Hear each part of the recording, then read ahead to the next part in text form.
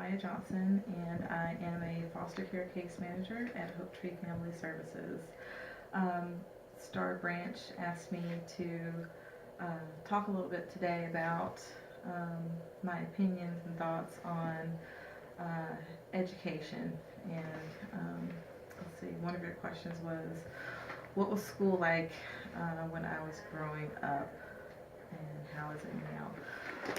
Let's see, it wasn't that long ago that I was in public schools, and I had kind of an interesting experience because I was exposed to a variety of public schools at a young age because my parents were together, and then they weren't together, and then they were together again, and they said not be together, and got divorced, like for real, for real.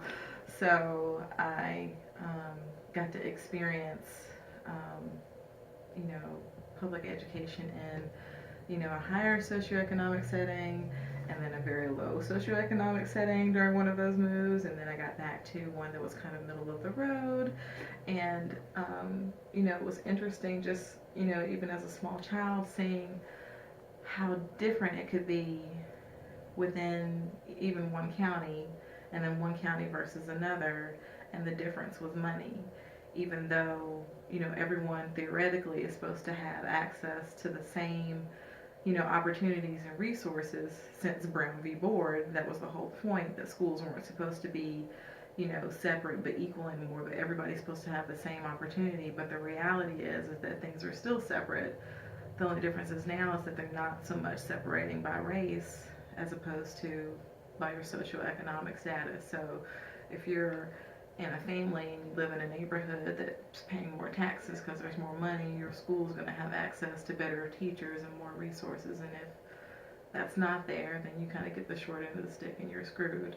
So, like I said, as a kid, I was in some schools that were doing really well, and I was a bright kid, and I was surrounded by other kids who were bright, and that was kind of accepted and encouraged. And then I saw the flip side, a lower socioeconomic school where, you know, liking school and education was seen as something that was odd, and it was a threat to people that, oh, who is this little girl who thinks she's so smart? And, even the teachers couldn't understand how at,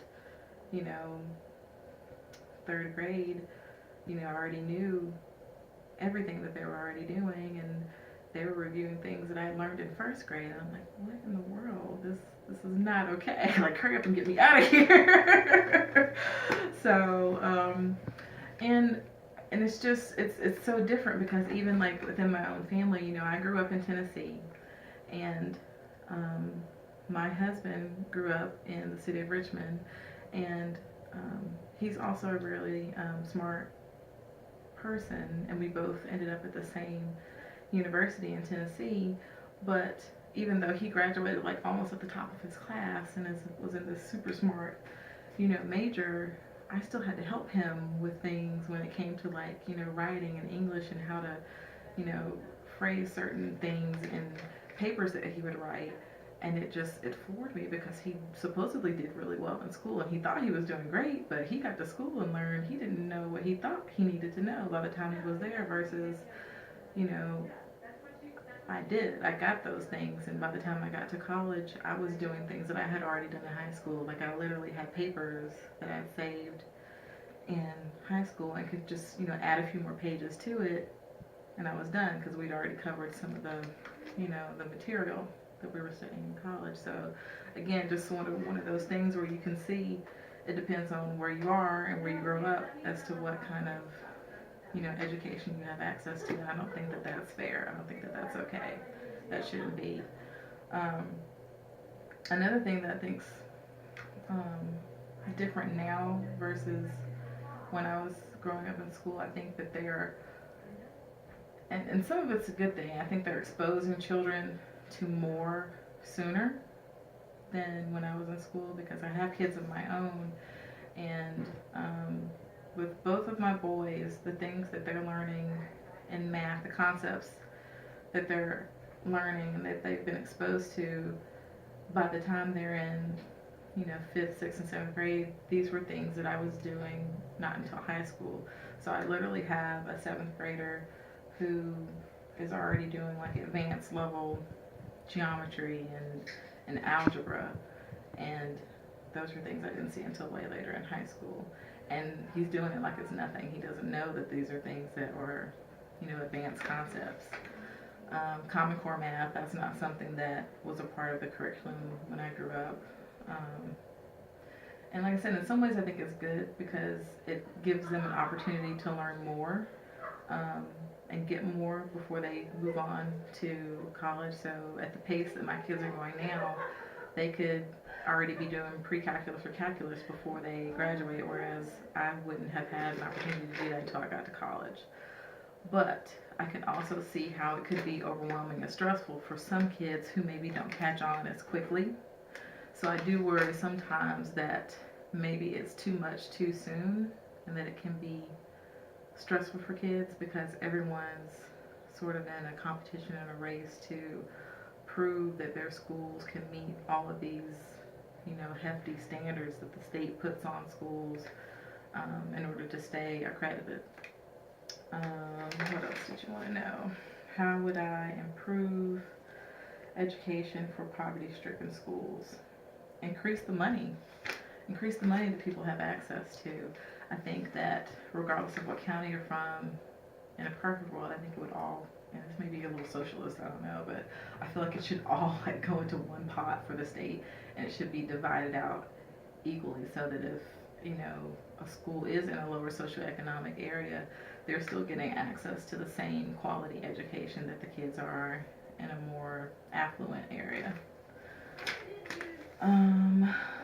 What else? I also think that there needs to be less emphasis on standardized testing, because what happens is you see teachers that are teaching to the test and they're so focused on getting kids to pass these tests that the joy of curiosity and learning is taken away from the whole education process. Like, kids aren't learning for the sake of just, something that they're curious about. They're just learning in order to pass the test. They're learning test taking strategies and they're learning how to pass the SOLs. They need to give teachers more latitude and freedom to do fun things with kids, because learning should be fun. There's been less time taken away for kids to be physical and to move, and what happens then is you have all these kids with this energy that are then labeled ADHD, because what 6-year-old wants to sit all day long? I'm a grown-up and I don't want to sit at my desk all day long. I want to get up and move. So of course children need to move. What else? How else would I improve things? I think those are the biggest things. You need to have equal access to funding. Kids need more opportunities to move.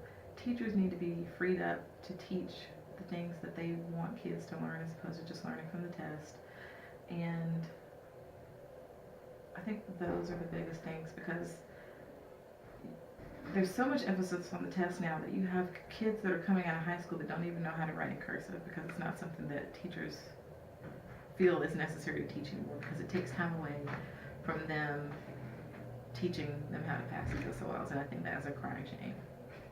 You have grown adults in the world who don't even know how to write or read cursive. That's ridiculous. It's ridiculous. How do I feel about teachers passing students along that can't read or can barely write? Social promotions are evil, and it helps no one. It helps no one, because what happens is kids don't catch up. If you once you get to the 3rd grade, if you can't read, you're lost basically forever, because you spend from kindergarten to 3rd grade learning to read. And from 3rd grade on, you're reading to learn. They literally base projections on, for prison growth, on 3rd grade reading scores. If a kid can't hit a benchmark for reading, they know that it's going to end poorly for you. You're probably going to end up with a life of crime. So that should tell you that social promotions aren't helpful for anyone, because you're not just going to magically learn to read by osmosis.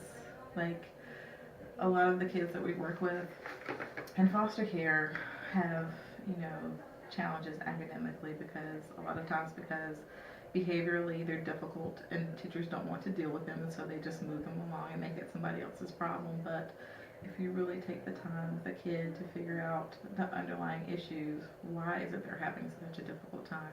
How is it they learn best? Because everybody doesn't learn the same way. You can't use a cookie cutter approach to every kid. Some kids are kinesthetic learners and they need to move. Some kids are tactile learners and need to touch things and hold things. Some kids are more visual.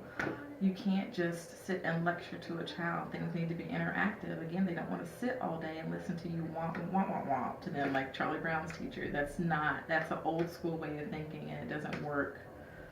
And eventually, you know, it's going to become everyone's problem, because if you keep passing a kid along who's not doing well, and you know they can't read well, and you know they can't write well, eventually they're going to be breaking in your car or your house, or, you know, serving you some crappy food at a fast food place that's going to make you sick. Like, one way or another, it's going to bite you in the butt. It's not good for anyone. So just take the time to figure out what a kid really needs, where their delays are, and help fill that need, whether it's with, you know, some tutoring or some testing, but just figure out what they need and make it happen. Take the time to do the work, and if you don't want to do that, you're lazy and you need to get out of the field. Stop teaching. Get out of the way so somebody else can do it. Don't be so quick to label kids as ADHD. Every kid that has trouble paying attention isn't attention deficit. Sometimes teachers are just boring and they need to switch it up. How has the system failed in the area of education? How much time do you have? I think the first way that they failed is by, you know, lying to everyone and saying that there's no child left behind. They're leaving more children behind now with no child left behind than before they claimed that they weren't leaving the children behind. I think they need to just scrap that whole thing and start over. There needs to be a balance. There needs to be a higher focus on recruiting more men into the field of education. There need to be, particularly at the elementary level. Not that women aren't great. I'm a woman and I'm a feminist, and I think women can do anything. But there's something really powerful and important about little boys seeing other men who are leaders and are educators and understand them and how they learn. It's important that the only man that they see in a school isn't the janitor or the principal. There need to be more teachers, and there need to be incentives to pull more men in to teaching. So, and that means raising the salaries for everyone, because that's part of the reason why more men don't teach, because the salaries suck. I mean, just having your summers off isn't a big enough draw to bring men into teaching. But the biggest flaw of all, I think, is the lie that all of the schools are now equal, because they're not. I think there need to be more options. There need to be opportunities for kids to go to school year-round if they need it. There need to be more choices at the public school level. There need to be options for, you know, kids that might excel in gender-specific schools, so like all male schools and all female schools. But I think that's just a few of my thoughts. Thank you. Yeah.